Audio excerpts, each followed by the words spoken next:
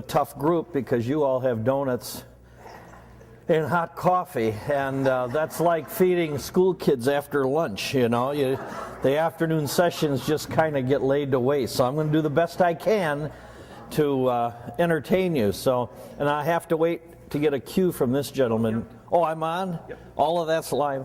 Well, okay. Well, I want to thank you again for having me back. I think this is my third year that I've come to Sheboygan and now Plymouth, and I always enjoy coming up here. As a matter of fact, the Sheboygan Plymouth contingent is always one of my favorite places now to speak, because I get this intellectual group that shows up in mass to hear about Abraham Lincoln, and I'm always excited about that. And I am doubly excited by the fact that you braved the 2 degrees. I don't know if it was 2 below or 2. All I knew it was a single digit, and 2 below or 2 is really not much difference. But to come out on such a cold, frigid day, I really appreciate that as well. And I understand that this lecture is going to be broadcast on local access. So I would like to say to those people that are watching this on local access that I hope you enjoy the lecture as well, and I appreciate your viewing, taking the time to view the lecture today. Abraham Lincoln, his birthday is Wednesday. For people like myself, that's the holy high day. And everybody will be congregating in Springfield, Illinois, where they have a large convention every year. And they always have a national speaker that comes in and speaks. And I won't be down there this year. I'm going to celebrate it in Racine.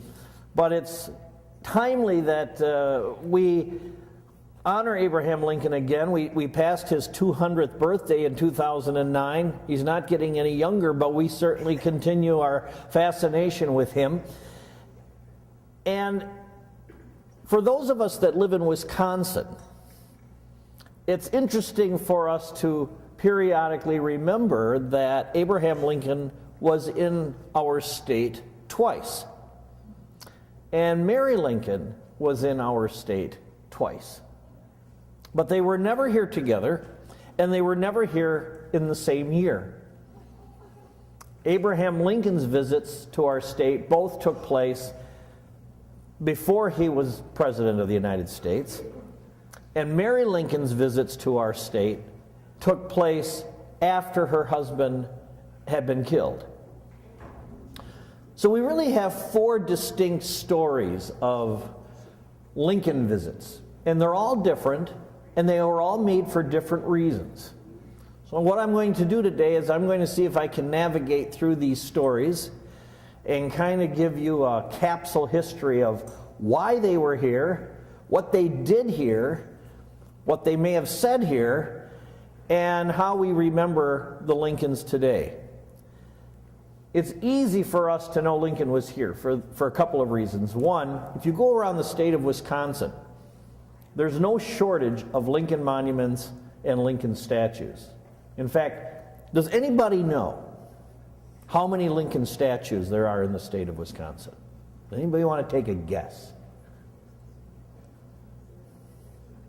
9. We have 9 statues to Abraham Lincoln in the state of Wisconsin. Now that's pretty significant when you think of other states who have none or a few. And he only lived in 3 states. He lived in Kentucky, Indiana, and Illinois, and then of course Washington, D.C. There is virtually now no state that does not have a statue of Abraham Lincoln or a monument of Abraham Lincoln, which is quite interesting given the fact that he never even was in all of those states. And some of them weren't even states, they were still territories. So you can go to Iowa, you can go to California, you can go into downtown LA and find a head of Abraham Lincoln. Now I tell this story, it's more of a reflection on me. But I went to Hawaii in 1988. And what I didn't tell the people I was with was that there was a Lincoln statue over there. And so I rented a car and I went way out to Eva Beach, on Oahu, and there's a statue of Abraham Lincoln. There's no place you cannot go today that you cannot find something to Abraham Lincoln. It could be a plaque on a wall. It could be the Gettysburg Address in bronze on his school wall. He's everywhere. And I think that's great because we need to see more Lincoln in our country. But we not only need to see him, we need to really understand him. He's a complex character. And that's why I think he remains such an enigma in our collective imagination as a nation, because he is so complex.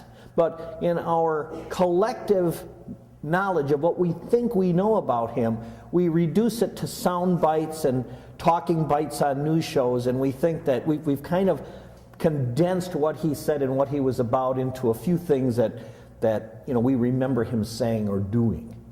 And that is such a superficial way of handling him that the more you read and the deeper you understand about that era in American history and what he dealt with and the obstacles he overcame from youth to the time that he was president, makes him a fascinating figure. Much more fascinating, and I continue to read about him. I have people kid me all the time, do you ever learn anything new? Oh, yes. All the time. Now, the other day, I just started reading a 2-volume Life of Lincoln that came out 5 years ago by my friend Michael Burlingame. It's a 2-volume. Each volume is about 700 pages. And I'm going through it. Now, I don't speed read. I never took Evelyn Wood. I labor at reading. I'm a great reader, but I read for facts, so I'm reading and reading. I read every word, And I found out that there were 3 words that Abraham Lincoln consistently misspelled throughout his entire life. Now, that wouldn't really excite anybody but me. And I was having a Lincoln high moment and I had to share it with the people in the room. There were 3 words. Did you know that Abraham Lincoln consistently misspelled? And he told people how he would write these words. And one of the words was maintenance. One of the words was opportunity. And the other word was very. Because he used to always spell it with 2 R's. This is going into the presidency. He says, I never knew I was misspelling the word very. And Lincoln, being such a simply honest man, had absolutely no problem telling people what his deficiencies were, whether it was his education, whether it was his spelling, whether it was misreading some situation. He would tell you, oh yeah, can you believe that I did that? I've been doing that for 50 years. And there's absolutely no sort of self-importance that he ever gave to himself. Do you imagine a president today saying, I've been misspelling the word very for about the last 25 years. In maintenance and opportunity, oh my. But you see, I learn these things, and it makes my day. And you're laughing, because I can tell you, I'm making your day right now. You're learning stuff today. That's good. But Lincoln in Wisconsin, I always tell people, my digressions are far more fascinating than my topics. Believe me, they are. But I'm back to Lincoln in Wisconsin. You can't go anywhere. You can go to the State Fair Park in Milwaukee. Abraham Lincoln's on a bronze plaque between 4 cedar trees. You can go to 13th and Wells in Milwaukee, and there is a plaque on a boulder next to the sidewalk. 13th and Wells. How many people have ever gone to Milwaukee and driven by 13th and Wells? What happened at 13th and Wells? Abraham Lincoln spoke at that spot at the Wisconsin State Fair in 1859, the only address he ever gave on agriculture. He was trying to be a noted lecturer, and he was bad at it. He was a gifted, rhetorical public politician, but when it came to giving lectures, and he actually had a couple of lectures that he went out and kind of tried on audiences. He had one favorite that he ended up doing in 2 parts called Discoveries and Inventions. And he tried to give a lecture on how discoveries and inventions were part of humanity and which inventions were significant, and in his mind, which ones were giving progress to man and all of that. It's a very uninteresting lecture. He tried it at least on 2 occasions, and it just fizzled. But get Lincoln to talk about slavery? Get Lincoln to talk about a social ill? Get Lincoln to go and talk somewhere about an issue of the day? Audiences were enraptured. My favorite story of Lincoln, again, it has nothing to do with Wisconsin, but he spoke here, so I'll tell you this. He had to speak out east. He was invited to speak out east at the Cooper Union. And this would have been a significant speech for Lincoln. First time he ever traveled to the east coast of the United States. He's going to speak in New York, the center of all that is intellectual and knowledge. And he's going to speak in a very fancy auditorium in front of almost every city intellectual on the East Coast. And they invited him simply because of his reputation as having come out of the Lincoln-Douglas debates. And they sent a man to meet him at the train.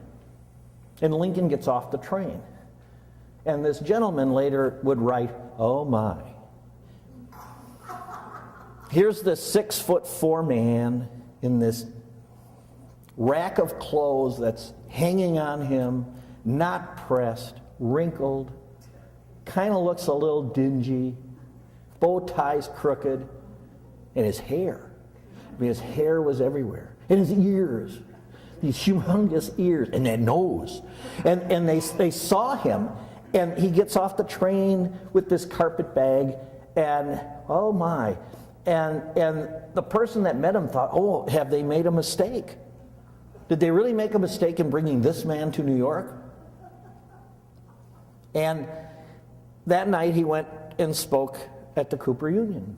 And he got up, much like I am up here today, kind of in an elevated position. And all the gas jets are burning in the Cooper Union. And all these people in fine suits are sitting there waiting for him to speak. And they're looking at him. And there were people that were there that night that said, we almost felt sorry for him. He stood there with his nose and his ears and his hair and his clothes. And he looked uncomfortable. He didn't know where to put his hands. His hands were huge. Trivia, base to his hands, to tips of his fingers, 11 inches. You want to talk about a big hand? And these big hands, and and Lincoln always says, you want to see a man give a speech like he's fighting off a swarm of bees, So Lincoln's, used to being out on the prairie where he's, walking around and using these gestures, and he had a very high tenor voice. It wasn't deep and baritone like Raymond Massey's. It was really high and squeaky. And they said it sounded kind of like a trumpet, but it really carried well in open air. So here's the guy that's standing before this New York audience. And then he opened his mouth and spoke on slavery, probably for about 2 hours, because he would go off a prepared text. Lincoln did not extemporaneously speak well. So all of the speeches that we have about Lincoln were very well crafted by him, rehearsed by him, delivered by him, and everything was chosen the way you would speak. And so he's going off this prepared text, and he's speaking. And by the time he was done, people were throwing their stuff in the air. It was almost like a political convention. They were throwing things in the air, standing up, hugging one another, just cheering this man on and on and on and on. And they're milling out now into the street after the lecture's over. And people are cheering in the street, having just spent 2 hours being absolutely mesmerized by him. And 2 people are in the street, and the one said to the guy that met him at the train, "What do you think of old Abe the rail splitter now? What do you think of him?" And this man who met him, having only heard him speak once, said, "He is the greatest character since St. Paul." His secretary said he is the greatest figure since Christ. Can you imagine? To have worked with somebody like that, or to hear someone speak one time and say he's as great as St. Paul. And that's where I think it would be so fascinating to go back in history and listen to Lincoln speak. To be sitting there mesmerized. How often do we get mesmerized by anybody today when we watch somebody on the television or in person? In Bloomington, he gave a speech one time. He mesmerized the reporters to such a degree, a table of reporters, all supposedly to take this speech down in shorthand. He mesmerized even the reporters to the extent none of them took a note. Can you imagine? None of them took a note. It's called Lincoln's Lost Speech. They got to the end of it and everyone was looking at each other. Did you take a note? No, I didn't take a note. Did you take a note? I was listening to the man, you know. We lost the speech. In 1832, Abraham Lincoln comes the first time into our borders. He came in as a 23-year-old militiaman who had enlisted in the Black Hawk War. And he enlisted in that war because, as he said at the time, I had nothing better to do. So if you think that he was coming here because he had some ideas of heroics, or he was trying to build a military record, or he was, he came here, my friends, because he, one, was broke, and two, he had no job. And when it broke out, when the war broke out, or the Indian skirmish broke out, I don't think you can really call it a war, but there was an Indian uprising, if you want to call it that, and the governor had called for volunteers, and Lincoln, as he said later, I had nothing better to do, so I volunteered. And he was mustered into service, and the gentleman that mustered him into service, that enrolled him, of all things, was Robert Anderson, who would surrender Fort Sumter. And it would be Robert Anderson who 4 years later would raise the flag at Fort Sumter on the morning of the day Lincoln was assassinated. So Robert Anderson mustered Lincoln into service in the Black Hawk War in our state. And there were some other kind of famous people that came out of the Black Hawk War that Lincoln was in. There was John Todd Stewart, who would be the cousin of Mary Todd, and that was his connection with the Todds. Jefferson Davis was in the Black Hawk War. And it doesn't appear that Lincoln ever met Davis or knew of him, but he certainly would know of Davis later in Congress, when they both served in Congress together, and he would just call him Jeff, Jeff. Lincoln would go through 3 enlistments, and he really didn't do much in the Black Hawk War except march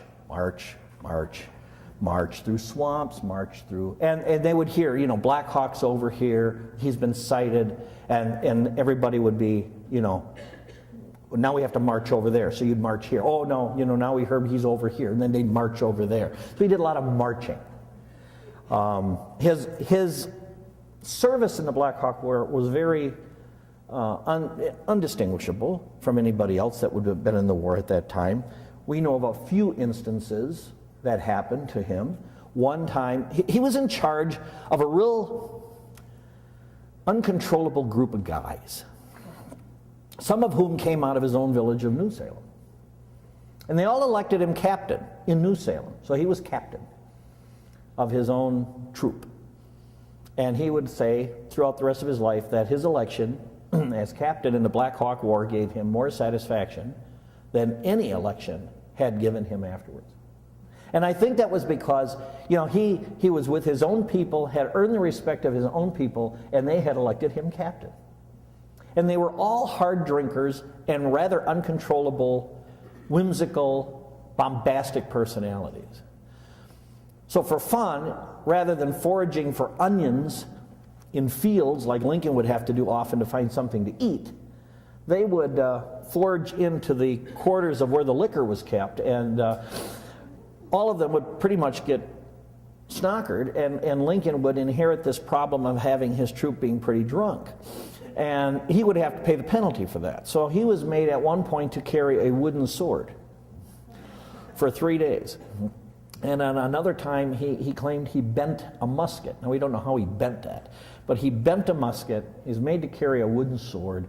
We do know that at one point in these enlistments, Lincoln was faced with a dilemma, and that was that an Indian had come into camp with a legitimate pass to see Lincoln's superior. Now, these 20-year-old men, they were fighting Indians. They hadn't seen any Indians. And now they have an Indian in their camp. And of course, the inclination was to do away with this Indian. I mean, we're here to kill Indians, let's kill him. And Lincoln was the only one who stood up and defended the Indian and said, to his own men and to anybody else who was around, you're not touching this man, and if anybody thinks they're going to hurt him, they're going to have to come through me. Well, nobody would have had the courage to do that. Lincoln, by the time of being 22, 23 years old, was 6'4", and he was about 180 pounds, and he had these long arms. He was a gifted wrestler, and the people that lived with him in New Salem would see him do feats of strength that we would think of would be almost mythological today, but there are numerous reports of him being able to lift 1,000 pounds. And we have a record of him one time, somebody wanted a chicken coop moved on his farm, and they were trying to round up men to go and move this chicken coop. And Lincoln said, well, that's not a problem. Went over, picked up the chicken coop, carried it to where the farmer wanted it, and put it back down. So we know his strength was enormous. So, for him to say to a group of men, come on, you want to hurt the guy, you got to come through me. Everybody that knew Lincoln knew he was the wrestler of the troop, and they would get into these wrestling competitions with the biggest man from another troop. So he was wrestling a lot and doing that. And, Lincoln went very far in life because of his size. Don't think that it was all mental ability. Especially if you read Lincoln's youth, you find that everybody knew he was smarter than everybody else. All the kids that went to school with him knew that he was going to outshine anybody intellectually. But the thing was, they also knew he was going to outshine anybody physically. He could do everything. And, we find in his life various instances where he's faced with a situation where a 5'8" guy like me, now I have to say that cautiously because I just recently went to the doctor, they said I'm 5'5", so I'm shrinking. I might have been 5'8" in my prime, but I guess I'm past my prime, but he would have been faced with situations that a 5'5" guy probably wouldn't have succeeded in. But he was going to succeed in it. And so, his enlistments were very, mostly it was an average soldier's day. A lot of marching, a lot of drilling, looking for food, trying to keep his troop organized. He did meet General Zachary Taylor, who would become president in the Black Hawk War. And he ended up marching toward the end of his third enlistment, because he kept re-enlisting because he had nothing better to do and he was earning a little money. So he ended up marching almost as far north as Fort Atkinson. And if you go into Fort Atkinson, there's the Horde Museum. How many have been to the Horde Museum? Oh, look at the hands, yes. And there's a Lincoln collection in the Horde Museum. And there's a nice, I'll call it a mannequin. It's a figure, a full-size life figure of Lincoln. Actually, it's not Lincoln, it's really Hal Holbrook. It's modeled after Hal Holbrook in the 1976 series on Sandberg's Lincoln. So when you look at him, you're really looking at Hal Holbrook in makeup. But it's the only Hal Holbrook dummy I've ever seen, and we have it here in Wisconsin, right? So we can brag about that. But he was mustered out of service near Whitewater. And there's a sign, there's a billboard. It was there a few years ago, and the day after his enlistment ended, his horse was stolen. And he and a friend, also from New Salem, had to get from Whitewater, Wisconsin, down to New Salem, about 20 miles from Springfield.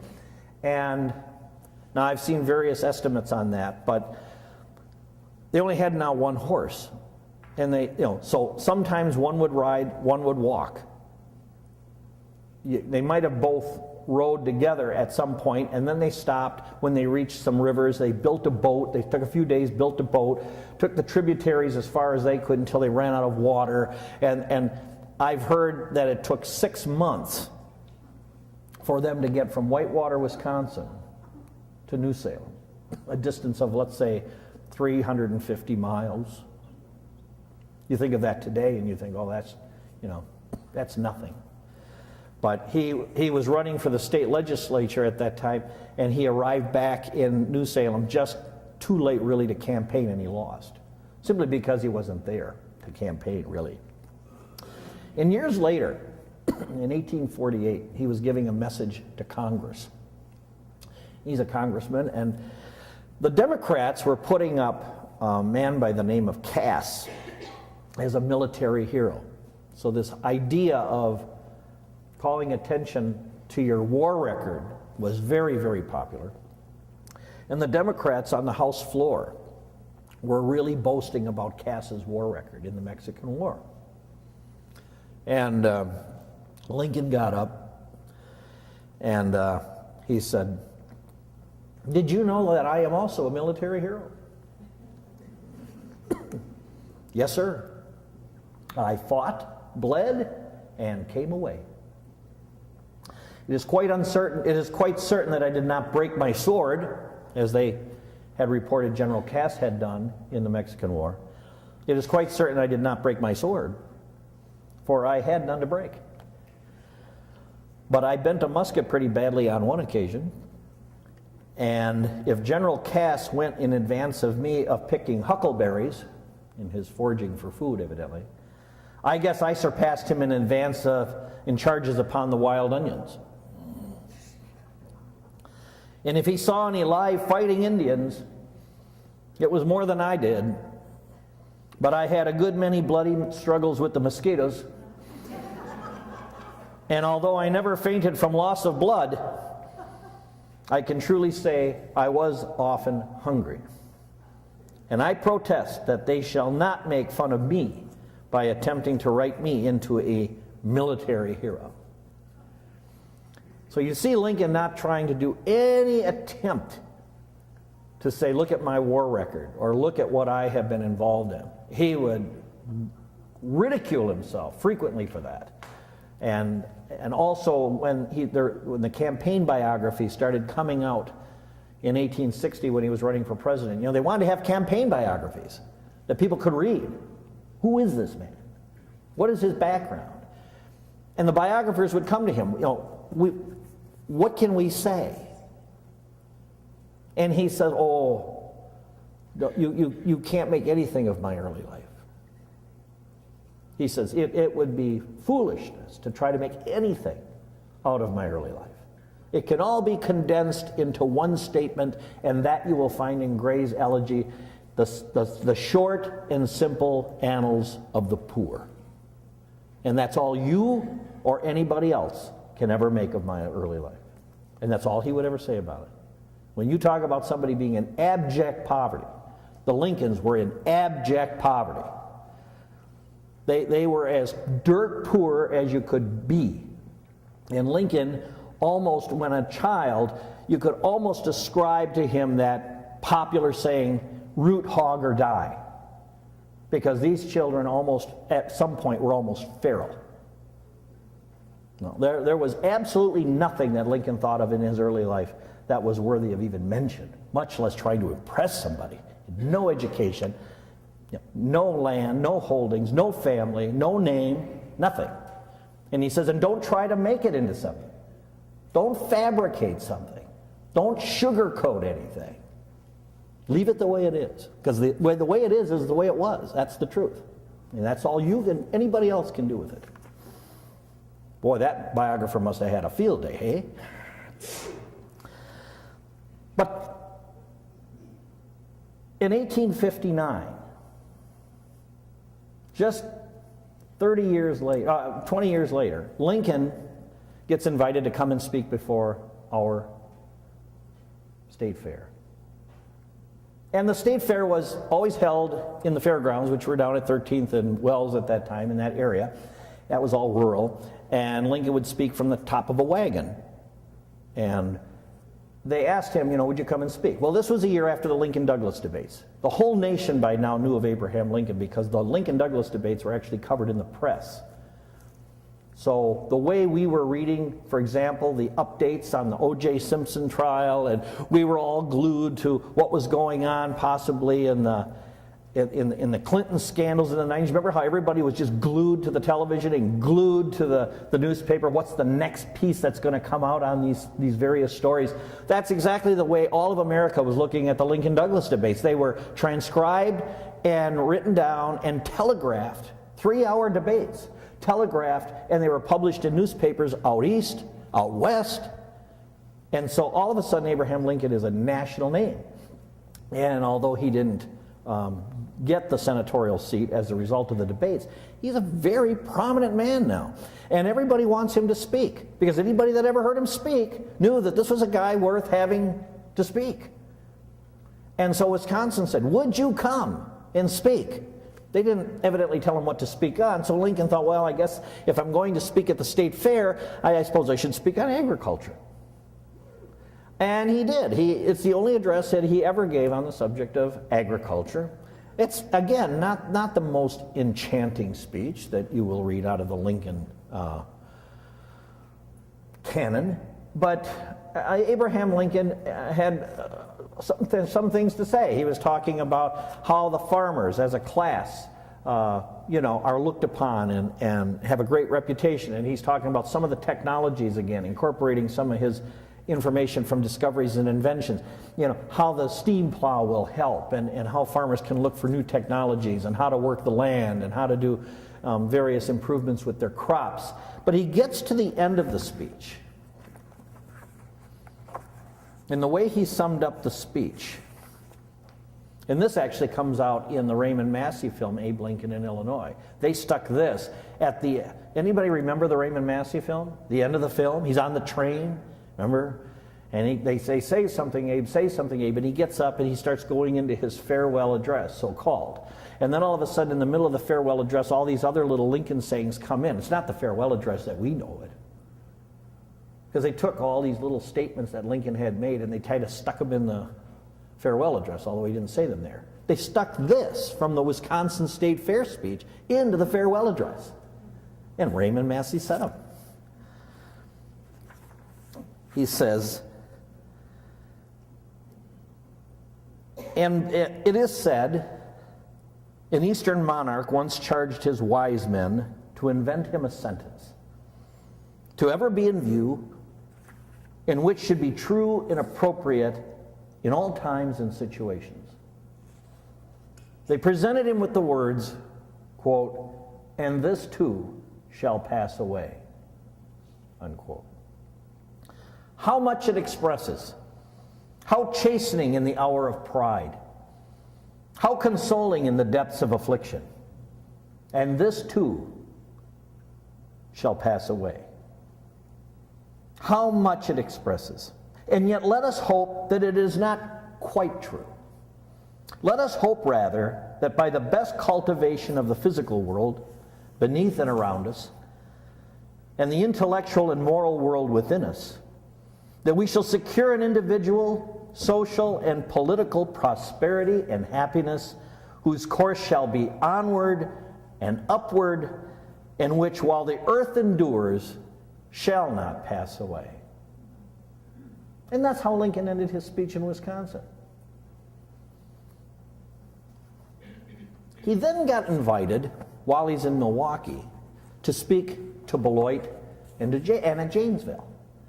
Now, he hadn't planned on going there, but they had approached him representing Republican clubs in those two communities, and they said, would you come and speak to us? And Lincoln says, well, I'm really supposed to go back, to Springfield, because he was a practicing lawyer. He was still taking care of his client base, and they said, well, please come, and we'll put you up in Janesville. So we have the only house that Abraham Lincoln ever stayed in, is in Janesville, the Tallman House. So for those of you that go to the Tallman restorations, as they call them today, Lincoln spent a night in that house. And he was the guest of William Tallman. And he came, and you could imagine Lincoln coming into that house with marble tops and indoor plumbing and marble sinks and these formal parlors. Now Lincoln was already living in his home in Springfield, but the Tallman house would have just made Abraham Lincoln's house look very, very modest. And a couple of interesting things come out of that. One is he was in the parlor with Mrs. Tallman. They were having dinner, and he looked very uncomfortable. And he asked Mrs. Tallman, would you mind if we went and sat in the other room? Can you imagine saying that to your hostess? Would you mind if we went and sat in this other room? And she said, well, of course, Mr. Lincoln, we can go sit in the other room. Sure, yeah, it'd be great. So they go from this rather formal parlor into this much less formal room. And Lincoln is now at ease. He's not at ease in a formal, stiff, cold parlor. But he was much more comfortable in the more informal environment where he could kind of, just relax. And people noted that. And there was a gentleman that was there at the time. He was, I believe, 14 years old. His name was Lucian Hanks, no relation to Lincoln's mother's family of the name of Hanks. But Lincoln said, oh, I'm familiar with that name. Yeah, Hanks, yeah. And Hanks that night was going to go out to a dance with a young lady. And Lincoln kind of teased her a little bit about him being her beau. And they said, Mr. Lincoln, we don't have a bed for you, because Lucian had his own room there. And Lincoln said, well, that's okay, I'll just sleep with Hanks, We can share a bed. And we think of that today as maybe, something a little bit unusual. That was absolutely not unusual at all in Lincoln's day. Lincoln, when he was on the circuit with this traveling menagerie of judges and lawyers, they would go around these towns and these courthouses around Illinois, and you might have had 3 lawyers to a bed. There wasn't enough accommodations for lawyers and judges because they didn't have resident lawyers and judges. So these lawyers and judges would go around somewhat like a circus and travel together and go into the next town and try all those cases, and they'd have to sleep together, eat together, they were maybe on opposite sides of a case. They had to do their case preparation on the spot, maybe in a hallway of how they were going to defend a client. It was all very impromptu, and they might be there for 2 days, then go on to the next courthouse and take care of all the pending litigation there. And Lincoln would often have to spend nights in these hotels with the worst, the lawyers that wrote about it later said the worst food imaginable in these inns. And he goes, Lincoln seemed to be completely oblivious whether it was good food, bad food, rotten food, delicious food, didn't matter to him. If it was hot and you put it in front of him, he'd eat it. If it was cold and you put it in front of him, he'd eat it. He ate without thinking about it. He was just happy to eat. But the lawyers would get the worst food and the worst accommodations. And we had people laying on the floors and everything, 3 to a bed. And Lincoln would do this 6 months out of the year by choice. So for Lincoln to say to Hanks, I'll just sleep with Hanks, that was nothing. And Lincoln goes to bed early, and Hanks comes back. I think he said he came back about midnight from the dance. And he goes into his room, and he's going to get in bed with Lincoln, and Lincoln's already asleep and snoring. And Hanks gets in bed with him, and they said, if there was anybody that was more active in his sleep than when he was awake, it had to be Lincoln. He's walking, he's kicking, he's rolling, his arms are flailing, he's snoring. And he said, I gave up after a while. I just gave up. And I got up and I went out into the hallway and I slept on the couch. I gave Lincoln the bed and, I slept on the couch. And the next morning, Lincoln comes out and he comes down, he's late for breakfast. He comes down to the dining room and he looks at Hanks and he says, I can't accuse you, but I don't have any boots. My boots are missing. And and Mrs. Tallman had to explain that in that house, you took your boots off and you put them in the hallway. And then during the course of the night, in early morning, the maids would come, the butlers would come and take everyone's boots or shoes, take them down into the servants' areas, polish the boots, and then they'd put them on a rack. So the family's boots were all down on the rack. Well, this was unheard of. Getting your boots polished? Wow. So there's little stories like that came out of Janesville. We don't have text for the Janesville or the Beloit speeches. We know he spoke to the Republicans, and he probably spoke. There's newspaper accounts that that they printed about what he said, but there's no direct quotes. But he spoke for about an hour and a half or 2 hours to each one of those clubs, and he probably had a good canned Republican anti-slavery speech that he would repeat when he would get such invitations. And it probably wasn't much different than what he was giving in Columbus, Ohio, or Holland, Michigan, where he was speaking at that time. It was pretty much the same speech. And then he went back to Illinois, and he never came into Wisconsin again. I think what is interesting about those two speeches or those two visits is, one, I think Abraham Lincoln, especially in 1832 with the Black Hawk War episode, he gets a really strong appreciation for what it was like to be a soldier.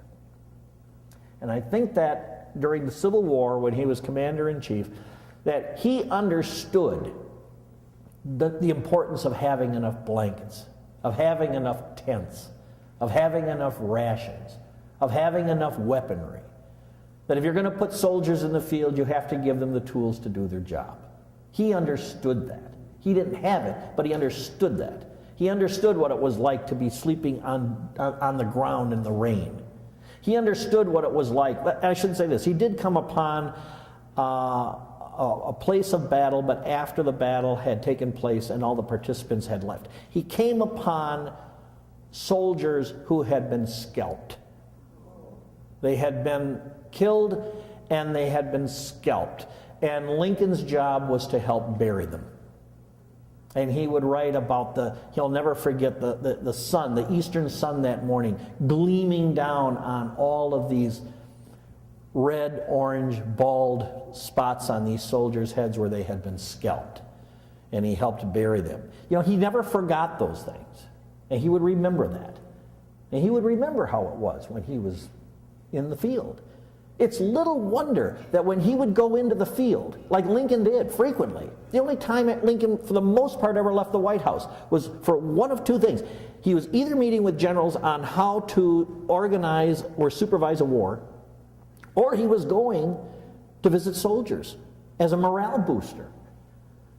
How many remember when George Bush got in his aviator outfit and landed on the aircraft carrier and got out?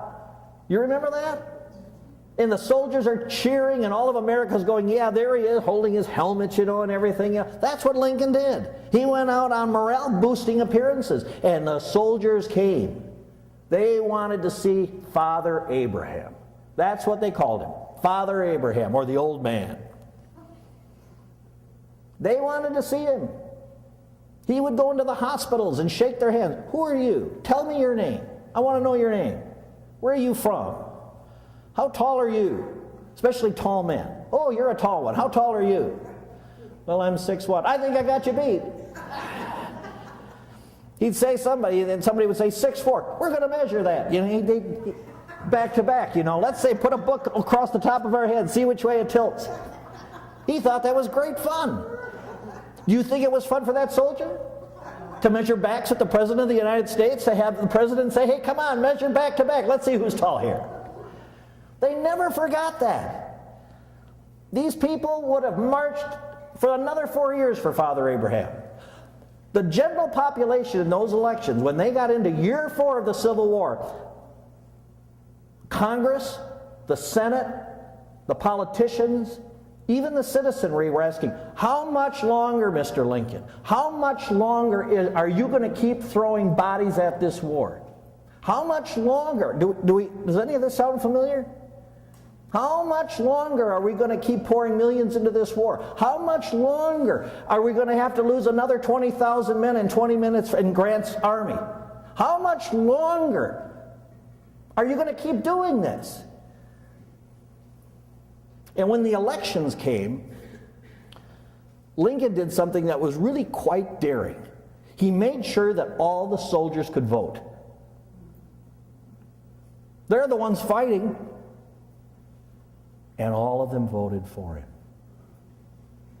The reason he carried those elections was because they voted for him. While the politicians were screaming against him, even while the families at home were sometimes screaming against him, they voted for him. And when he trounced McClellan in 1864, how many of you remember the election of Nixon over McGovern? The largest election landslide. And it's either that one or when Reagan beat Carter. Remember that in 1980? Those are the two landslide elections. Lincoln beat General McClellan, a general that fought in the Civil War. He beat him more badly than Nixon or Reagan beat their opponents. It was a massive victory, both on the electoral vote and on the popular vote. If anybody wants to wonder whether or not Abraham Lincoln was not supported during the Civil War, all you have to do is look at the soldiers. And a lot of that he gleaned from being in our state. No question about it. He knew how to talk to them, and he knew how to relate to them. Now, I'm almost halfway through. So I'm going to take 5 minutes or less if you don't have any questions. We'll take a 10-minute break, then I'll come back and I'll finish up with Mary Todd. Her visits are actually quite more fascinating. At least I find them fascinating. One, she came into Racine and I lived there, so I find that fascinating. And she was in Waukesha. And she had a rather fascinating little visit there too. So, you know, there are different visits and different things. But I'll just ask, anybody have any questions on Abraham Lincoln's visit to Wisconsin? Yes? His childhood, we always hear it, sitting and reading the borrowed books with the lantern and everything. Is that fallacy? No, that's true. He didn't want anything said about it. Or what it was. What he meant was he had no formal schooling. He had less than a year of formal schooling. So when people are touting about how they went to school or how they, you know, nobody went to college, but when they talked about, oh, I went to a school and I'm educated, he had none of that. He picked up, he would always he would always mark his education as defective in print when he had to fill out something, and they'd say, education, defective.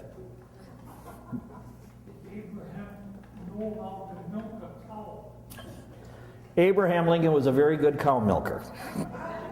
And he milked a cow even in Springfield in the building behind his home at 8th and Jackson. He milked his own cow. He chopped his own wood, even when he was a politician and a lawyer. Yes? Your talk this morning, I got a book at home. I have my 3 Dale Carnegie books. I got another one, Lincoln the Unknown. Yeah, burn it. Next. No. Burn it. Next. A few words on the Black Hawk War. What was it about? Well, the Black Hawk War, in essence, was Black Hawk had agreed and had systematically entered into treaties which removed his land from him. And he kept having his land in Wisconsin removed from him in these treaties. And he was being pushed further and further west. So by now he's in Iowa. And it was an Indian political thing, but he was starting to lose favor with the Sauk and the Fox tribes because they felt that he was not really representing their interests because he kept losing these lands in these treaties. So he had decided, kind of unilaterally, he crossed the Mississippi River with about 400 to 500 braves to set up settlements now back on the east side of the river with the sole purpose of planting corn. Well, he wasn't coming back to hurt anybody. He was coming back really just to plant corn. And of course, once he crossed the Mississippi River and came back, it was a violation of the treaty. And the white settlers in that area were getting very nervous with 500 Indians coming back across the Mississippi River. So, the state governors were notified, and,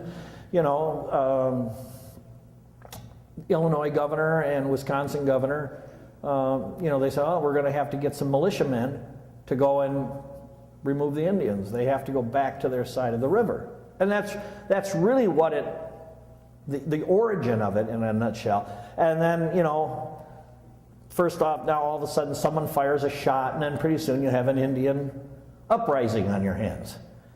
And so now they have to go and find Black Hawk, who was very shifty. He was very shifty. They had a real problem finding him. That's why every time, when Lincoln's marching around, he's there, he's over here, he's everywhere, And they never found him, They only found, evidences of him. But there was so much paranoia about where Black Hawk was that, it's like the Elvis sightings. He's there, he's over here, And it was the same way with Black Hawk. It took a while to suppress it. It wasn't a long thing. It was only a matter of a few months. But, it was, I think here's where Lincoln kind of transcends his environment, is that, an Indian killed his grandfather. For no reason, really. And his brother killed the Indian, And so Lincoln didn't have any great feelings toward Indians in general, one way or the other. He didn't like them necessarily. I wouldn't say he didn't like them. He was ambivalent toward them. So he didn't hate them. He was simply doing what he was told to do, get the Indians on the other side of the river. And I have to do that. I'm a soldier. And so he goes and does his duty, Now, to answer your question, I was just trying to be funny, but Dale Carnegie's book. Dale Carnegie thought he was a great Lincoln scholar. He wasn't. And he hated Mary Lincoln. So if you read that book, Lincoln's life was a domestic hell, and Mary Lincoln, a very nasty person, and he basically supports all of his evidence on one source. And that source happened to know Mary Lincoln and also detested her. So it's a very anti-Mary Lincoln book, although it's a very pro-Lincoln book, because at that time when he wrote it, which was in 1932, you made Abraham Lincoln look that much better by making his wife look that much worse. He becomes more of a saint because she becomes more of a shrew. And that was the trend in Lincoln scholarship at that time. That's one more way we elevate Lincoln. Look what he had to deal with at home. He had to live with her, And that's Dale Carnegie's book. That's why I said just burn it. But it's a flippant remark. I don't apologize for it, but I'm just telling you it was a flippant remark. Okay. One quick question. Yes? I went to a country grade school, and we had two presidents' pictures on a wall. One was Washington and one was Lincoln. Was that a state mandate that you had to have those pictures in school? Oh, no. As a matter of fact, at the time that Lincoln was president, you hung pictures of Lincoln in your home. That is just a sign of absolute veneration at that time of age. You always put Lincoln. Look at Perry Mason. He's on every courtroom and every wall in Perry Mason. It doesn't matter where you go. I always tell my daughter, I could see Lincoln's face on a postage stamp in a pasture a half a mile off. And I can. I can go anywhere. Oh, look at that, Lincoln. He's over there. See? You see him? He's over there. He's over there. I see him on magazine stand. Whoa, look at, he's over there. It's a sickness. It's the only way you can describe it. But I watch television shows. Oh, look at that. There's a Lincoln bust on that desk back there. You see that? Now you guys are going to all look for him too, right? Every time you see Lincoln on a bust, on a print, on a picture on a wall, you're going to say, oh, I wonder if Steve saw that. That's what I want you thinking about, He's everywhere. But it was a sign of veneration. Lincoln was Washington was the founder of our country, and Lincoln was the preserver or the savior of the country because we won the war. And they both have gone hand in hand, even in popularities of popular presidents to this day. Okay, let us take a 10-minute break. Let's reconvene at 1:45. How's that?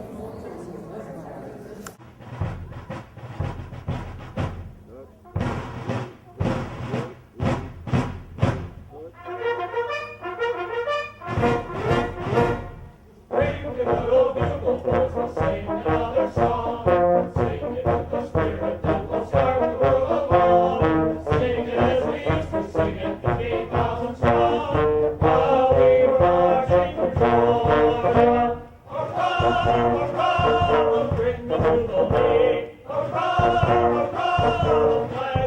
free. So we sang the chorus tune and went out to the sea while we were marching for Georgia. Hey! While we were marching for Georgia. Hurrah, hurrah, the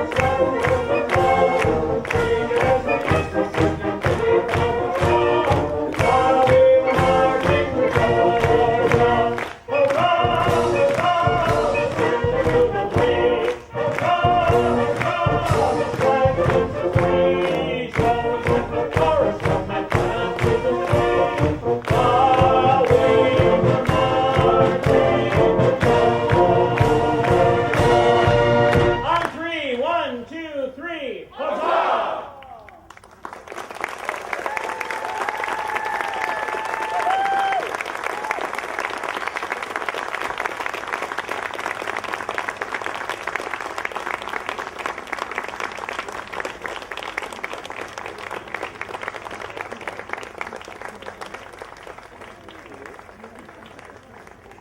My eyes have seen the glory of the coming of the Lord. He is trampling out the vintage where the grapes of wrath are stored. He has loosed the fateful lightning of his terrible swift sword. His truth is marching on.